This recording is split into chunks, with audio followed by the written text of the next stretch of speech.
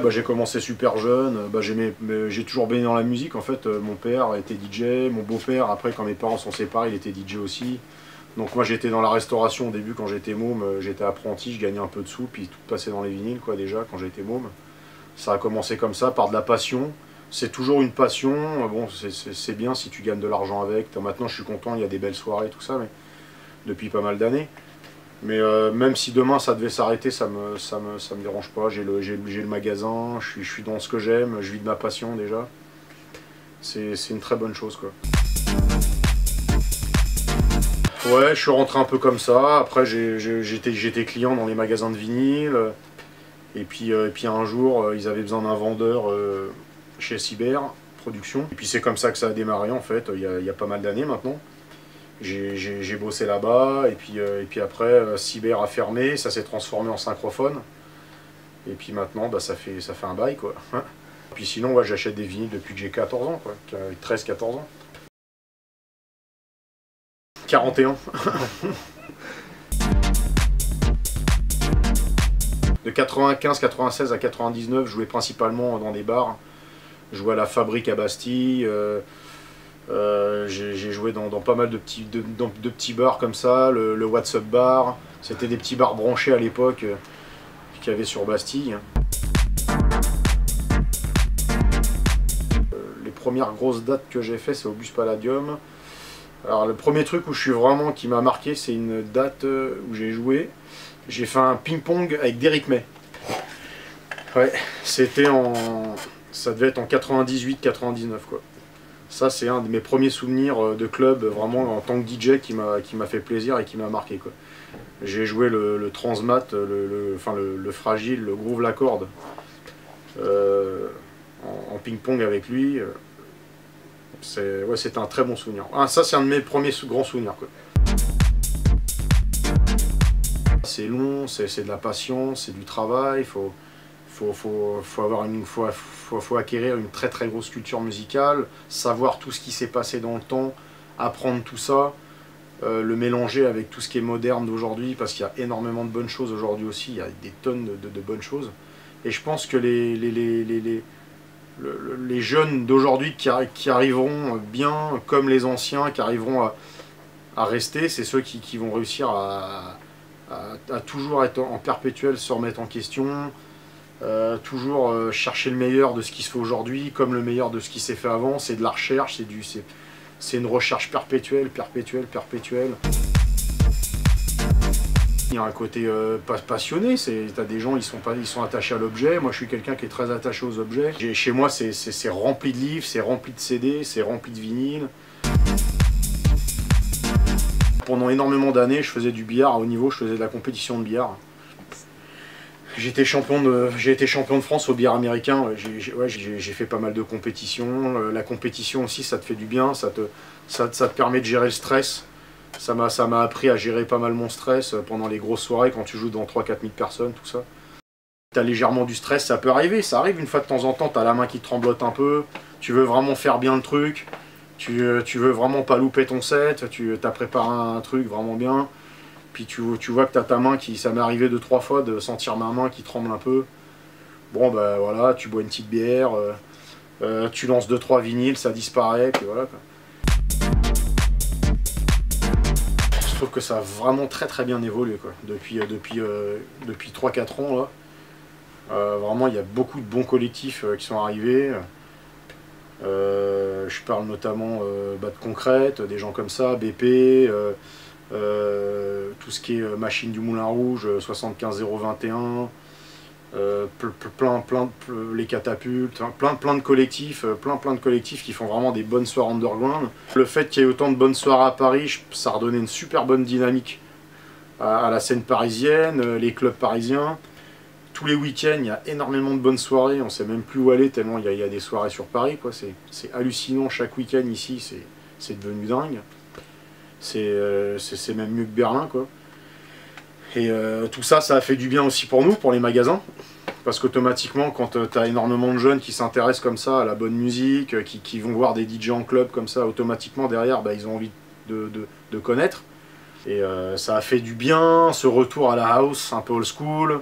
ce retour à la techno à l'ancienne, à la techno old school comme ça, ça a vraiment fait du bien à la ville. Tous les collectifs qui ont débarqué, ça a fait vraiment du bien aussi à la ville. Ça a donné une superbe énergie à Paris, quoi.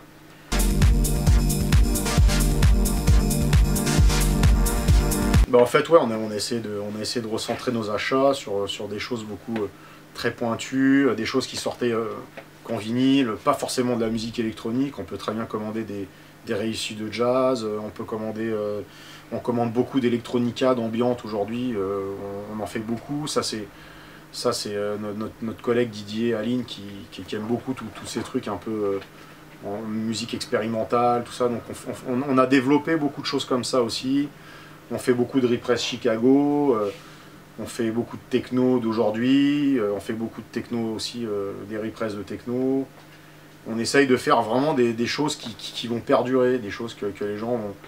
Voilà, quand tu achètes un disque de Chicago, bah voilà, quoi, tu pourras faire écouter ça à tes enfants, tu diras bah voilà, tiens regarde un Trax là, bah voilà, ça a 20 ans, 25 ans, mais voilà, on essaye de faire des trucs qui durent dans le temps aujourd'hui, quoi. On est considéré comme un des meilleurs magasins d'Europe, hein. Donc là, on a eu une interview dans Mixmag, on a eu pas mal de choses, on a énormément de DJ étrangers qui viennent ici, qui adorent le magasin, des gens de Détroit qui viennent, on a Delano Smith qui est un gros fan du magasin, Mike Huckabee, Norm Tiley, pour citer les gars de Détroit. Après, on a eu énormément de gens qui sont passés dans le magasin, hein. On a eu un showcase de Carl Craig, on a fait beaucoup de choses, hein. De leur apprendre un petit peu ce qui s'est passé, principalement parce que c'est vrai qu'ils vont peut-être avoir beaucoup de lacunes là-dessus, sur tout ce qui est ancien, tout ça. Ils vont avoir souvent une bonne culture de ce qui sort aujourd'hui. Ils vont être assez à la page, même des fois mieux que nous, hein. Des fois, il y a des jeunes, ils suivent encore mieux que toi.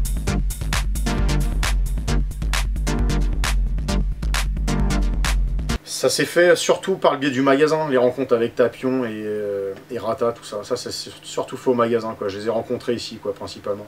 Et puis après, Tapion, ils m'ont ramené la release 1, comme ça. Ils en avaient 10 copies, je crois. Et puis, ils m'ont dit, tu veux en prendre et tout. J'en ai pris, ça s'est vendu ultra bien. J'en ai eu un tout petit peu derrière. Après, c'était terminé. La release 2, on leur en a pris un petit peu. Après, j'en ai commandé par le biais du distributeur.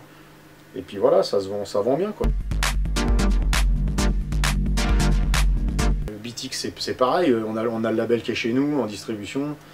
Rata, tout ça, c'est des amis, hein, c'est des gars qui viennent, c'est des danseurs à la base. Et puis ils viennent depuis très longtemps au magasin. Rata est très passionné de techno, de dub techno.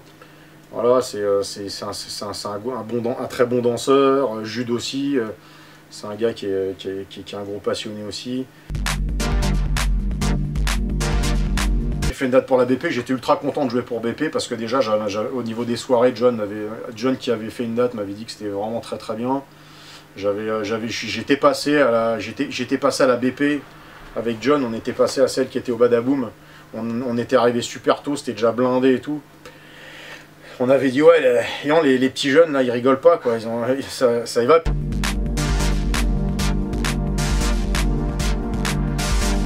Cette année où j'ai joué des fois, où il y avait avec des Français, on a blindé autant que si tu avais... voilà, quoi, je veux dire, aujourd'hui il y a une scène locale qui est vraiment très très bonne en France. On a une très très bonne scène locale. Et quand je vois un peu les Allemands qui sont un peu fermés, qui font pas trop jouer et tout ça, bah, je pense que nous aujourd'hui on est un peu capable de faire comme eux. Je pense qu'on est un peu capable de faire nos soirées comme ça, de déplacer 3, 4, 5 000 personnes sans forcément avoir besoin de bouquins en allemand. Donc voilà, quoi. Un grand musicien, monsieur Chopin, quoi. Ça me touche, ce qu'il fait, quoi. Et s'endormir avec du Chopin quand t'es tout petit, ouais, ça m'a beaucoup marqué, quoi. C'est la base, hein, le classique, quoi. Merci à beaucoup de gens sur Paris qui se démènent pour faire des belles soirées, à tous ces organisateurs, merci à tous ces passionnés. Merci, je remercie tout le monde, quoi. Je remercie vraiment tous les gens qui font partie de cette scène, qui font qu'aujourd'hui on a un Paris qui a jamais été aussi bon qu'actuellement. Je trouve que là vraiment c'est génial, quoi. Je retrouve ce petit piquant que j'avais. Des fois, quand je me retrouve dans une soirée techno, que je vois de la techno à 135, 140 BPM, ça me rappelle quand j'allais au Rex à cette époque-là, que je voyais les soirées automatiques avec tous les grands DJ, ou les soirées avec Laurent Garnier qui invitait plein de DJ techno aussi, fabuleux. Je retrouve ça, quoi. Des fois, je suis là, je me mets comme ça, je me pose, j'entends la techno qui tourne et tout, puis je fais mes minces, quoi. Putain, j'ai l'impression d'être en 96, 95, quoi. Ça me fait ça des fois, quoi.